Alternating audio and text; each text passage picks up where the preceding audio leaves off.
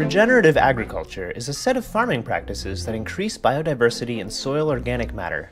Currently, most agricultural practices are devastating to biodiversity. Even organic agriculture, while not as bad, still does more harm than good. Regenerative agriculture is a way to reverse this trend to actually make a positive impact on the land. So what does regenerative agriculture actually involve?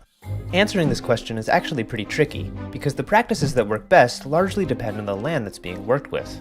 So the variety of different practices border on infinity, a bit more than this video can cover. However, let's look at 3 common forms that regenerative agriculture can take. The soil is full of organisms which are helpful for plants. Some convert soil nitrogen into a plant-usable form. Some bring water to the plants that would otherwise be out of reach. Others loosen and aerate the soil, increasing water absorption and allowing plant roots to penetrate deeper. When soil is turned over by a machine, most of these organisms are killed, so the crops must rely on chemical fertilizer, which ends up leaching into the water. Central to no-till farming is to not do that.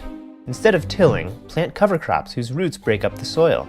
Let the worms aerate the soil and bring down nutrients. Keep the soil covered with an organic mulch, which will break down over time, adding more organic matter to the soil. From the release of methane to clearing forests for pasture land, cattle raising is known for being very environmentally destructive. But this is not inherent to grazing animals. If the right practices are put in place, enormous amounts of carbon can be sequestered into the ground, soil can be built, and even desertification can be reversed in a matter of years. Here's how it works. The growth of grass tends to start slow, accelerate, and slow down again. This middle area is where it accrues the most biomass the most efficiently. If it's eaten before it gets to this point, its growth will never speed up. This is what happens with traditional pastured animals. They eat all the grass, which doesn't have the chance to grow back fast enough before getting eaten again, and we have overgrazing. This leads to soil erosion, drought, and desertification.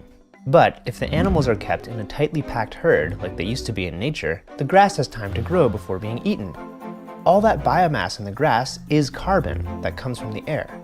Not all of the grass gets eaten, however. Some of it gets pooped on and trampled, which ends up creating the perfect conditions for new topsoil to be built. This ends up happening incredibly quickly. This is one of the most complex and location-dependent practices there are. I will therefore be overgeneralizing a bit. It always starts with observing a local forest and the relationships between everything in it. The plants, the animals, the fungi, the landscape, the soil, the water, and then recreating these relationships in a way that's just as ecologically resilient, but produces more food. Food forests are often thought of as comprising 7 layers: the root layer, the ground cover layer, the herb layer, the shrub layer, the low tree layer, the high tree layer, and the vine layer. Every one of these layers either produces some sort of food or medicine, or is in some way helpful to the system as a whole. The plants are mostly perennials and include as many native species as possible. These 3 examples of regenerative agriculture, plus all the rest of them, all have something in common.